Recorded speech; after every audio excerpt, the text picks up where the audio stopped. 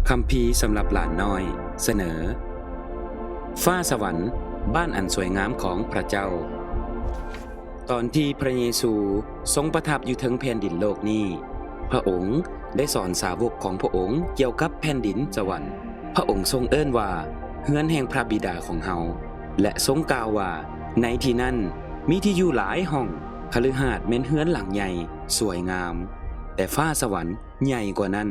และสวยงามกว่านั้นหลายพระเยซูทรงกล่าวว่าเฮาจะไปจัดเตรียมบ่อนไว้ให้ทานและถ้าเฮาไปจัดเตรียมบ่อนไว้ให้พวกเจ้าแล้วเฮาจะกลับมารับเอาพวกเจ้าไปอยู่กับเฮาในที่นั้นพระเยซูเสด็จขึ้นสู่ฟ้าสวรรค์หลังจากที่พระองค์ทรงเป็นคืนมาแล้วในขณะที่สาวกของพระองค์พวมเฝ้าเบิ่งพระเยซูถูกหับขึ้นไปนั้นก้อนเมฆได้มาปกบังพระองค์ให้พ้นจากสายตาของพวกเขาตั้งแต่นั้นมาคริสเตียนบ่เคยลืมพระสัญญาของพระเยซูที่ว่าจะมารับเอาพวกเขากลับไปอยู่กับพระองค์พระเยซูทรงกล่าวว่าพระองค์จะเสด็จกลับมาในเวลาที่พวกเฮาบ่ฮู้แต่จะเกิดหยังขึ้นกับคริสเตียนผู้ที่ตายไปแล้วในขณะที่พระองค์ยังบ่ได้เสด็จกลับมาเถื่อพระคัมภีร์กล่าวว่าพวกเขาได้อยู่กับพระองค์แล้วทันทีที่ตายไปการที่หลุดออกจากห่างกายนี้คือการได้อยู่กับพระผู้เป็นเจ้าพระธรรมพระนิมิตหนังสือเล่มสุดท้ายของพระคัมภีร์ได้บอกพวกเขาถึงความสวยงามของฟ้าสวรรค์ทุกอย่างแม่นวิเศษหมดแต่สิ่งที่วิเศษที่สุดคือสวรรค์แม่นที่ประทับของพระเจ้าพระเจ้าทรงสถิตอยู่ทุกหนแห่งก็จริงแต่บัลลังก์ของพระองค์นั้นตั้งอยู่ถึงฟ้าสวรรค์ทูตสวรรค์และสิ่งที่มีชีวิตทั้งปวงเทิงฟ้าก็นมัสการพระเจ้าสนั่นไพพ้นทั้งปวงของพระเจ้าผู้ที่ตายไปแล้วและได้ไปยังสวรรค์พวกเฮาก็จะห้องบทเพลงพิเศษเพื่อสรรเสริญพระเจ้าต่อไปนี้แม่นถ้อยคำหนึ่งจากบทเพลงที่พวกเขาได้ห้องคือพระองค์ทรงเป็นผู้สมควรที่จะได้รับม้วนหนังสือและแกะตาม้วนหนังสือออกเพราะว่าพระองค์ทรงถูกฆ่าแล้วและด้วยพระโลหิตของพระองค์นั้นพระองค์ได้ทรงไถ่มนุษย์ทุกเผ่าทุกภาษาทุกชาติและทุกประเทศสำหรับพระเจ้าหน้าสุดท้ายของพระคัมภีร์ได้พรรณนาว่าสวรรค์เป็นเหมือนกับกรุงเยรูซาเล็มใหม่มันกว้างใหญ่หลายและมีกำแพงอ้อมรอบกำแพงนั้นเฮ็ดด้วยแก้วมณีโศกอันสดใสที่มีค่าแพงฐานของกำแพงนั้นประกอบไปด้วยเพชรพลอยและหินที่มีค่าทุกชนิดส่องแสงสดใสเหลืองเลื่อมประตูนครแต่ละอันเฮ็ดด้วยไข่มุกก้อนใหญ่ก้อนเดียวประตูไข่มุกที่สุดยอดเหล่านี้บ่เคยปิดลองเข้าไปเบิ่งข้างในกันเถอะว้าว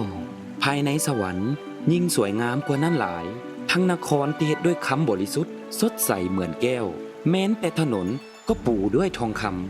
ำแม่น้ำแห่งชีวิตอันสดใสและสวยงามไหลออกจากบัลลังก์ของพระเจ้าอีกฝากหนึ่งของแม่น้ำแม่นต้นไม้แห่งชีวิตซึ่งแต่ก่อนเคยพบอยู่ในสวนเอเดน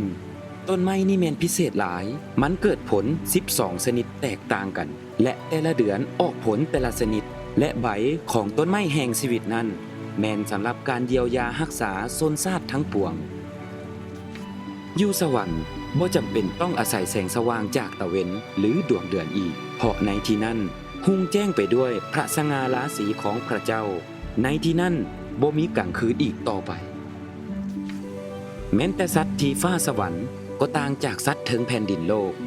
สัตว์ทั้งหมดแม่นเชื่อฟังและเป็นมิตรหมาป่าและแกะที่กินหญ้าร่วมกันแม้แต่สิ่งโตใหญ่ก็ยังกินฟางคือกันกับงัวองค์พระผู้เป็นเจ้าทรงกล่าวว่าในภูเขาศักดิ์สิทธิ์ของเฮานั้นพวกมันจะบ่เจ็บปวดหรือถูกทำลายอีกต่อไปเมื่อพวกเฮาเบิ่งอ้อมข้างพวกเฮาจะสังเกตเห็นสิ่งที่ในสวรรค์จะบ่มีอีกคำเว้าให้จะบ่ได้ยินอีกแล้วในที่นั้นบ่มีการพิดเถียงกันหรือการเห็นแก่ตัวอีกแล้วประตูเฮือนบ่จำเป็นต้องใส่ก่อนก็ได้เพราะในสวรรค์บ่มีโจรบ่มีคนขี้ตัวบ่มีฆาตกรพอหมดหรือคนซัวให้อีกต่อไป ในสวรรค์แม่นบ่มีการบาปทุกประเภทเลยอยู่ในสวรรค์กับพระเจ้าแม่นบ่มีน้ำตาอีกบางเทื่อภัยพ้นของพระเจ้าห้องให้เพราะความเศร้าเสียใจอันใหญ่กับชีวิตนี้แต่ในสวรรค์พระเจ้าจะเช็ดน้ำตาทุกหยดในสวรรค์บ่มีความตายอีกต่อไปภัยพ้นของพระเจ้าจะได้อยู่นำพระเจ้าตลอดไปเป็นนิจบ่มีเศร้าเสียใจบ่มีเสียงห้องไห้บ่มีความเจ็บปวดอีกบ่มีการเจ็บไข้บ่มีการพัดพรากจากกันบ่มีการจัดงานศพอีกทุกคนที่อยู่ในสวรรค์จะได้อยู่กับพระเจ้าตลอดไปเป็นนิจอย่างมีความสุขสิ่งที่เลิศที่สุดแผ่นดินสวรรค์แม่นที่อยู่สำหรับชายและหญิงที่ใหญ่ซ้ำกันผู้ที่เชื่อในพระเยซูคริสต์และได้ต้อนรับเอาพระองค์มาเป็นพระผู้โพธิ์ให้พ้นของพวกเขาและได้เชื่อฟังพระองค์ในฐานะที่เป็นองค์พระผู้เป็นเจ้าของพวกเขาในสวรรค์มีหนังสือเล่มหนึ่งที่เอิ้นว่าหนังสือแห่งชีวิตเป็นหนังสือที่เต็มไปด้วยรายชื่อบุคคลท่านฮู้บ่ว่าหนังสือนั้นเขียนชื่อไผไว้แด่คือชื่อของทุกคนที่ไว้วางใจในพระเยซูชื่อของท่านก็ถูกเขียนไว้ในที่นั่นบ่ถ้อยคำสุดท้ายในพระคัมภีร์ที่เว้าเกี่ยวกับสวรรค์แม่นการเสื้อเสริญที่วิเศษหลายฝ่ายพระวิญญาณและเจ้าสาวทรงกล่าวว่าเชิญมาให้เป็นผู้ที่ได้ยินนั่นกล่าวว่าเชิญมาให้ผู้ที่หิวน้ำเข้ามาผู้ใดมีใจปรารถนาก็ให้ผู้นั้น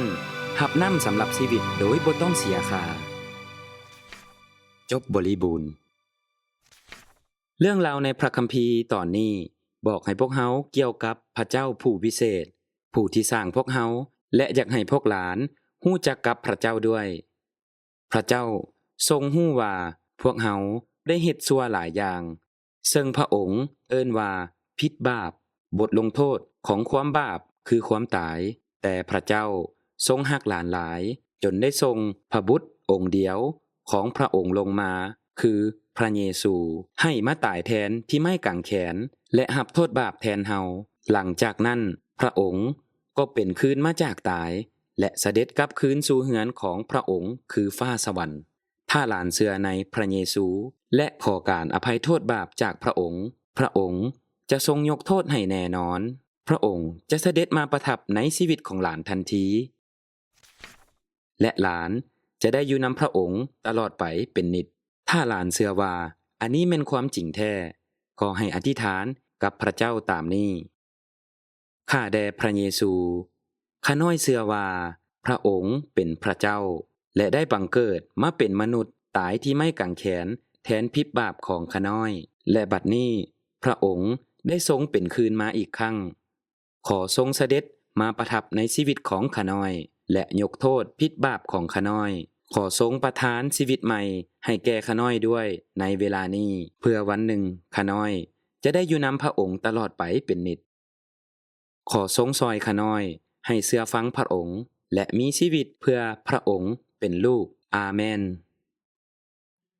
จงอ่านพระคัมภีร์และสนทนากับพระเจ้าทุกวันฟ้าสวรรค์